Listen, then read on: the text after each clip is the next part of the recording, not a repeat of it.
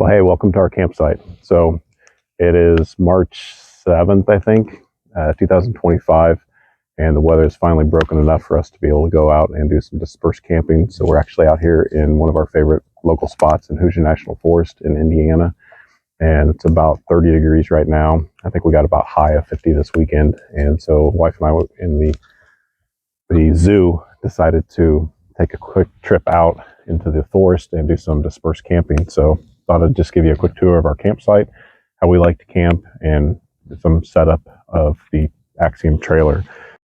So anyway, so let's do a quick little walkthrough of our trailer here in our campsite and let you guys just see what we do. So to start off, I'd mentioned before on the Axiom, one thing that we made, not a mistake, but a common bad design error, is we previously had a porch light here above the door, and that's the perfect place to have a nice swarm of every type of bug that you don't want inside the trailer. So later I moved this type of floodlight for a side light here. This is much better. It's kind of centered between the front door and the back door, and that helps to keep the bugs away from our doors and keep them from being able to enter. On the trailer, we have a 120 volt receptacle on the outside here. We've got a gravity fill for our water. It is a ramp door. Wife is walking into some briars right now because we parked all the way to the back of the campsite. Okay, so we've got the bleeding to stop on my wife's ankles, so we're going to continue this little tour. So above our rear ramp, in the warmer months, we'll use this as a screen porch. I've teased that I've got some wall panels that I've made. I'll make a video on that when it warms up just a little bit more and we're able to use them. But this is a 6 wide, 14 deep to the start of the V-nose. So it's about 16 to the peak of the V-nose, and it's 6.5 tall on the inside. In warm weather, we'll raise this ramp up and level that off. We can set the 3 walls and then plus a roof that's just 1x2 cedar and fiberglass screen mesh. And because of our little furry rugrats, we use some spindles on the base of that, on the bottom half of that, to be able to contain the dogs that are coming through and visiting us right now. That's fine. Okay, so beds folded up. We hold those in place with a set of paracords on each side and then a small bungee strap at the front that we just connect to a tie-off point on the front here. Inside this box, we have space for clothing, plenty of clothing space for both of us. And then we've got the battery box where the batteries, the solar chargers, the inverter, the wall charger, the shunt, the cooling fans, the shore connection, all that's accessible through here. On this side over here, we've got a 30-gallon freshwater tank on this side. And then here at the front, we have a 3-stage water filtration system that is, I believe it's 5 micron, half micron, and UV sterilization. So at the push of a button, if we're using a water source that is maybe less proven or possibly questionable, or even just being able to pump in from a lake or stream, that's actually why we put it in there, although we haven't pumped in from a lake or stream yet. But with the flip of a switch, I can turn on that UV sterilization. I can pump into the trailer through that filtration system, fill the tank, flip a couple of valves, pump out of the tank through that sterilization system again, and provide potable water to the entire trailer. Also here at the back, we've got a small speaker. We've got a car stereo here at the front of the trailer, just typical 12 volt. I've got a second one I'm going to place on here, but we put this on with about a 15-foot cord. So if we like, we can undo a couple little screws and pull that speaker out. And we've got a wired powered speaker then. We don't have to worry about, Bluetooth connectivity on it. We don't have to worry about charging it or maintaining it or whatever. We can move it wherever we like. We can position it back this way if we want to just broadcast the sound out the back of the trailer. And that works very nice for us. Also here at the back of the trailer, where I've got the spring for the ramp door, I close that off with essentially just a box, but instead of just a square or L-shaped box, I kind of made it like a T section. So it comes out about 10 inches and then comes back above it about 5 inches and gives place for us to store cell phones charging or headlights charging or whatever. And then there's also a bank of 12 volt charging sources here, either cigarette plug, USB, or then there's also a GFCI 120 volt receptacle right here. And that's been very convenient for us to be able to have that type of space just to, set things, keep them out of the way, and have plenty of charging opportunities there. So another section here through the bunk area, one thing my wife is especially proud of is all these silver hooks that I bought off eBay to be able to hang various different items, hats, scarves, gloves, small children, backpacks, or whatever. My wife really loves the fact that I put 15 or 20 hooks inside the trailer. What's that, honey? There's not a million. Don't exaggerate. There's about a dozen or so. In any case, we step here into the kitchen area. All the cabinets, everything inside the trailer was essentially built by me. So the cabinets were 100% custom, where they're built with either 1/2-inch plywood, 3/4 inch poplar on the face frames, 1/4 inch on the door panels, and then here's some food. Are you guys hungry? You want some snacks? Maybe some salted peanuts, some chocolate covered cashews, I believe. But in any case, trying to build this as weight conscious as possible. So I'm 1/4 inch birch plywood on the shelves, on all those shelves, on the bottom, on the top. The top was only there just for some stability. And then the back of the cabinet, I didn't build a back to the cabinet. So the interior of the trailer is actually skinned out in 1/4 inch plywood. And so that just ran solid across there. It's got some hanging rails in there, and then the cabinet is attached to there. Made a nice little shelf here to bring some comforts at home. So my wife decorated it nicely. We've placed a couple various wildflowers up here from some of our trips. Hooks for coffee cups.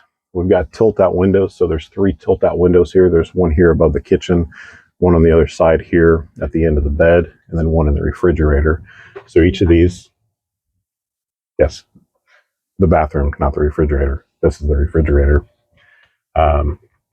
So the bottom of the window tilts out. It is it's called a frameless glass window. We'll show you that from the outside.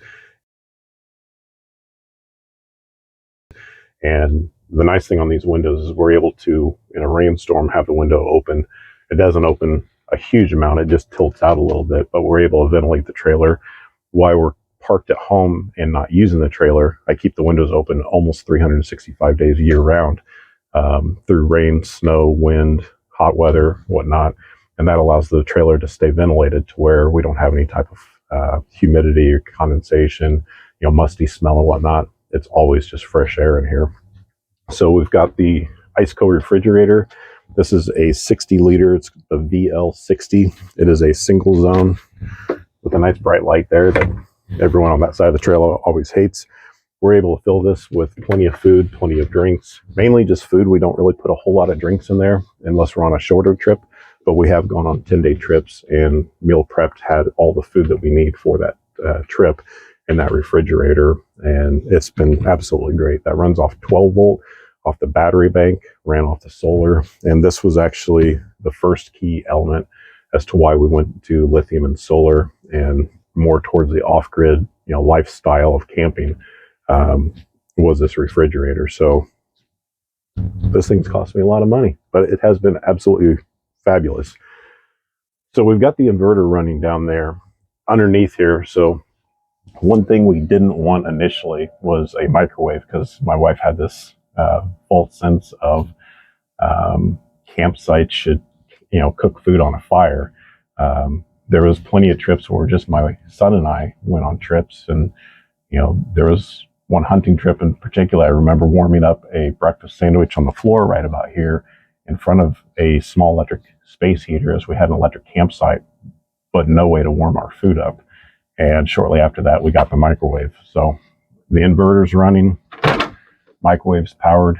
Again, we're in the middle of Hoosier National Forest. There's probably power a mile or so in either direction at a local house, but there's no power out here at the campsite other than what we've brought with us. So we've got the small microwave here, again, able to run that off the inverter. We've got another cabinet here. We've got cabinet space across here. We put this very small sink in, because we didn't want to have too much dishwashing space. We've got our 12 volt pump. We've got plenty of water available to us. If we use just a standard coffee maker while we're at the campsite, we store that as we travel. Some of the nice custom features that we did add to the trailer in the fact of building the cabinets out is that we utilize this very small space in front of the sink, and that's been a great space for various baggies, foil, and then more baggies and then more foil. Cabinets underneath here, again, built them as light as possible. So there's 1/4 inch birch plywood for the shelves. There's a 1/4 inch divider here that just adds some stability to the front of this. More cabinets coming across here, plenty of food storage, cooking ingredients and whatnot, continuing across here.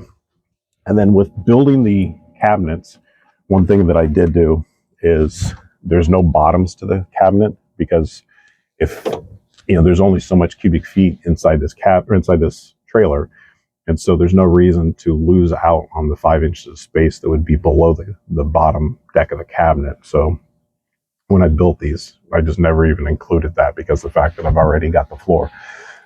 On the floor, we did use LVP luxury vinyl plank flooring. That's held up great for us. We ran it crosswise across the 6-foot trailer, but it's not under the beds. It's not under the cabinets. It is underneath this space, but you don't really want to build things on top of that. And that can help contribute to some of the buckling that people have problems with. If they're doing tie-off points for ATVs and whatnot, and you're putting hard pressure down and locking that flooring in place, that can create some of the buckling. So this is truly a floating floor. There's nothing really holding it in place. Here at the bottom, we've got a vent. You probably barely see that, so maybe just trust us on it. But there's a small vent here for our diesel air heater, and so that's pumping it hot air in from the outside. Somewhere around here on the outside of the trailer, we connect into the diesel heater, and then it goes to our bathroom and then to this vent here, and provides very nice heat for us for that. We've got the TV here running off the inverter. We don't really watch it all that much, but it is here. It's a smart TV. We can Wi-Fi our phones to it and then watch various different streaming networks from that. Here's some more hooks. My wife loves these. Oh, there's more here even. Get you some hooks. Just put hooks everywhere. We could put a hook on this microphone. Okay, so this is one of the 6-inch PVC cleanout caps that I use for my air conditioner. I've got 2 of these underneath the trailer here at the front. So I've got one for the fresh air intake and then one for the hot air exhaust. So on this air conditioner, this is a 6K BTU window unit, about $150 at a local home store. I know a lot of people are always having the conflict of what type of mini split to use, where do you put it, how do you run the pipes for it. If you get a mini split, can you get a local HVAC guy to vacuum it out and pressurize it and fill it and service it? And what if you get a leak on the line? Those do sound like they're great. With all that being mentioned, those do sound like they're great. They do, I believe they're very efficient, but they also have a level of complication to them that if I have a problem when I'm out camping, I might not have air conditioning for a week while I try to figure out how to get that taken care of. If this one goes out, as long as I find another one that's the same size, I go to a local home store or a Walmart, and for $150, I can replace this air conditioner. So this is a standard 120 volt window unit, 6K BTU, and the sides of this cabinet have the fresh air chases. So at the bottom of this cabinet is where it connects into that 6-inch clean out, so that fresh air is able to come up the sides of the cabinet. This space is about 2 inches by about 14 inches deep, and then the fresh air is able to surround the sides of that air conditioner. At the back of this cabinet, this back wall is a hot air chase that's insulated, and so at the back of the air conditioner, that hot air is able to go into that insulated chase, and then out a second one of these 6-inch PVC cleanouts. If we're in moderate temperature weather, 75, 80 degrees, I just open those 2 up and let it change out the air there. There is going to be some mixing of the hot and fresh air. If it's not too hot, that's not really a problem for us. If we're 80, 85, 90 degrees, I'll put a 90-degree elbow on there and just direct the hot air out. And so that's coming out just on the other side of this door here. So on the outside of the trailer, it's not visible at all. The only thing you would see is if you were to look underneath the trailer is you might be able to see those caps when they're in place. But so again, we're out here, middle of nowhere. We've got the inverter running. Turn it on and we're able to run an air conditioner when it's 30 degrees. Probably don't need that. Again, we've got some cabinets here, various different junk storage, kind of some mechanical type stuff, hose fittings, chargers, charger cords, binoculars, stuff like that. We made this nice little cubby here. It's a good place to throw your keys, your phone, your wallet. Small children, again, could maybe fit in there. Probably not. We've got the 12-volt car stereo here, and so we're able to turn that on, have, you know, USB. We've got auxiliary connections, so we'll plug in our TV right there. We can run Bluetooth off it, play something off our phones, play a CD if anyone still has those, and that's worked out really well for us as well. Okay, my wife did want to point out the black strips you see across here. In the buggy times, we do have one of those hanging screens with the magnetic attachments here in the center, and so we put some Velcro or some thumbtacks around here, hold that in place, and then that's what the ugly black strips are here. Also, because of our dogs, a lot of people try to figure out a screen door type of setup here. You know, the RV style one opens to the outside. I didn't want to have to try to build something like that and make it more complicated than what it needs to be. This screen works very good, but we still have to keep our butt heads in. So I made a sliding door that comes out from behind our refrigerator. I had to split it for the shelf that it's setting on.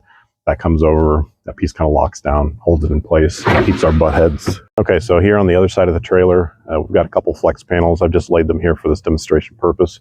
But we've got a couple flex solar panels, and with our cord for the solar wire, where I've talked about the small portal, the 3-inch PVC portal at the back of the electrical cabinet here. So it's as simple as spin off that cap, you can pull the wires out. This is going to one of the Victron 100-50s, and flip them in like that. And then if we actually had sunlight out right now, those would be producing power for our solar system. So stepping back this way a little bit, I've got the diesel air heater. I built this into an old metal first aid kit box that I had from a previous job. But I've put another small portal in 1.5-inch PVC pipe, and that allows me to have my control wire and my power wire, where I just spin off that cap, pull down those connections. I've used an SAE 10-gauge cord for the power wire. Then I used a 4-pin trailer wire harness for my control wires. I actually only needed 3 of those, but it was readily available, so I just went with that. And so with those 2 connections, I'm able to give the signal for the remote controls on the diesel heater plus the power. And pulling this away, I just wrapped some insulation around this flex duct though. But we've got the diesel air heater running, and again, that's going into another 3-inch PVC cleanout, which they're literally the exact same size. So just with a quick connection, just by placing it in there, clipping on the end, we're now producing hot air into the trailer. Stepping around a little bit more, we've just got a box with some various different camping essentials with us. The back of our bathroom, we have yet again another 3-inch portal where I've got a red and blue washing machine water line that is I've got some garden hose quick connects on there. We drop those out the floor of our bathroom, and then I've got a on-demand propane water heater. I've also placed some of the quick connects on the underside of that. So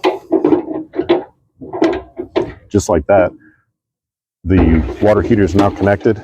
I generally place it on the tongue jack, give propane to it, turn on the water valves on the inside, and we've got instant hot water whenever we'd like it.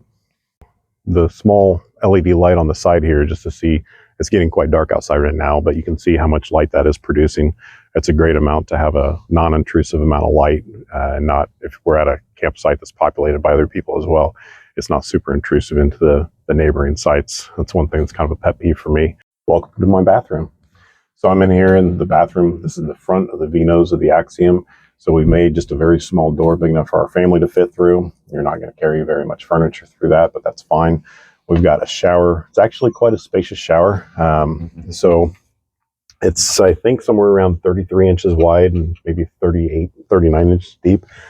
I'm 6'2", and aside from hitting my head on the closet rod, or the shower rod, which I've never done, I can fit in here very easily. I'm here in the shower in the front of the Axiom. So this is basically some awkward space in the V-nose, if you can kind of see these angles here.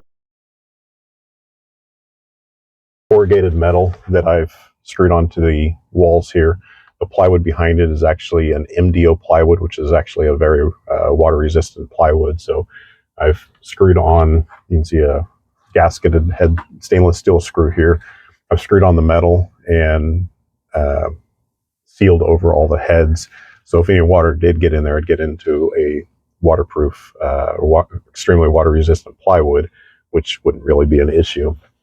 We've made a little shower caddy here that we've hung on the wall. We've got a typical RV style, on-off style shower sprayer. So slightly got some shoes wet there. When we're not using the shower, which is obviously just, once or twice a day, we've got a just collapsible shoe rack. And so we'll hang extra shoes and flip-flops and whatnot in there. We've got a standard RV style toilet. We've got a black tank underneath there. We've got a gray tank underneath the shower. And then in a video I made just a couple weeks ago, I made a little heat exchanger box that is actually circulating an antifreeze liquid. It's got a small circulation pump. And so this black vent right here is actually where the hot air is coming in from our diesel heater. Actually goes through that A coil. And then we've got another circulator pump on the fresh water that's cycling through our fresh tank. So there's an air to liquid heat exchanger that's capturing excess heat from our diesel air heater. And then I've got a liquid to liquid heat exchanger that's taking that warm liquid and passing it over our recirculated water off of our fresh water tank. And so again, it's about 30 degrees in Indiana right now. And if I go over and run some fresh water, cold water on my hands, it's quite uncomfortably cold. With running those two small circulator pumps, and our diesel air heater generally produces plenty of hot air for our trailer, most of the time too much. So we're able to use some excess heat that we'd rather not have in the trailer to start warming up our water. So it was probably about 35 degrees earlier today. The other day when I was testing this, after about 24 hours, I think it got up to like 76 degrees, which wouldn't really be the goal temperature, but having it warmed up and not cold and uncomfortable is definitely better. While we're boondock camping, we don't want to use a whole lot of water. And so even with our on-demand hot water heater, that's essentially just on the other side of this wall, when we use our on-demand water heater, there's still maybe a dozen feet of pipe that the water has to go through, get heated, and then come back before it comes out of our shower head here. So it's kind of too tight to get some good angles on. But if you can see right here, so this is where our hot water comes up to our shower head. We don't have a manifold to select between the hot and cold. You do that actually at the water heater. If you don't do that, then it gets too finicky because it's actually measuring the pressure on the cold side and the hot side. And so if you try to adjust that, you'll end up having hot and cold water coming out of an on-demand propane water heater. So the water comes up here and then would come down to the shower head. I ran a T here and a secondary line that comes back to this valve here. And so this valve runs back to our fresh water tank. And so it's clean water. It's never exited the plumbing. And so what I can do is I just turn that valve and I'm sending water through the heater, warming up the water, warming up the pipes. And up until the point that I get the temperature that I want to start bathing with, it's just recycling back to our water tank. And so one, I can use that to warm up the tank if I didn't have this heat exchanger. But the main thing is I'm not just dumping off cold water and wasting that, valuable resource when you're out boondocking. I'm just able to send that back to the tank. Once I get the temperature that I want, then I can turn on the water and then take the shower. Okay, so back here behind the small space this is the front driver's side of the V-nose of the cargo trailer. So we've got just a small amount of space that it comes back, and the V would cut that off. So we've got a space for some linen cabinet space, for towels, for washcloths, toilet paper, toiletry items. I think hair dryers back there. We've got another one of those small tilt-out windows that I mentioned. Some nice little curtains that we've made, and then a small little medicine cabinet. This here at the top is a flow-through vent that came factory from the cargo trailer when I purchased it. And I just placed a small computer fan in there. So I've got one switch here. I ran a power supply too. I've got one switch I can turn that computer fan on. It's kind of a small little fart fan. And then the circulator pump on the heat exchanger, I went ahead and just tapped into that to pull some power off to run power to that circulator pump. And then again, we've got some more hooks. Gotta love the hooks. One last thing. So we've got the air conditioning on the other side of this door, and then out the top of the air conditioner, which is right there. You can't really see that from this angle, but I drilled out the top of the air conditioner on the cold side and actually made a small vent to bring some air conditioning into the bathroom here and kind of increase the comfort level inside the bathroom. So what else do you want to know? Feel free to leave a comment if you got questions. If you like my trailer, if you like my build, if you like anything about it, give me a thumbs up. Everyone likes to see that. I think I got a lot of stuff covered in here. I didn't really cover the tanks so much. Those are hard to see, but like I said, I've got a black tank under the toilet. I've got a gray tank underneath the shower, and then the sink, which is right around the corner there. So the sink has a typical P-trap on it, comes down, comes across the bottom of the trailer, and kind of loops around to tie into the side of the gray tank. So a lot of people think that it can only drop in, that it can't fill a vessel from the bottom, but it's not the bottom if it's coming in from the top down the pipe. So that's one thing that I know a lot of people have had issues with, is trying to figure out how to run piping across. So the piping for the drain, I think it's a 1.5-inch line, comes down, comes across the trailer, drops down below the frame, goes around and into the side of the gray tank, which is essentially like a big freshwater tank with a couple larger connections on it. I think I've covered a lot of stuff. Hopefully I've answered 4% of your questions, and hopefully you guys are still a little bit intrigued or entertained on this. Again, on the solar, I've got 10 100-watt solar panels on top, and that provides us with plenty of power 99% of the time. We can pretty much run the air conditioner, the microwave, coffee maker, hair dryer, whatever we want, as much as we want. Generally one large item at a time with that size inverter. It's a 1500 watt that I've currently got in here. We previously had a 2200 watt, and I've swapped those out just in the last week, just so I can give some more torture tests to that 1500 watt, so we can make sure it's good for future camping trips. I think I got about everything. Like and subscribe. Thanks.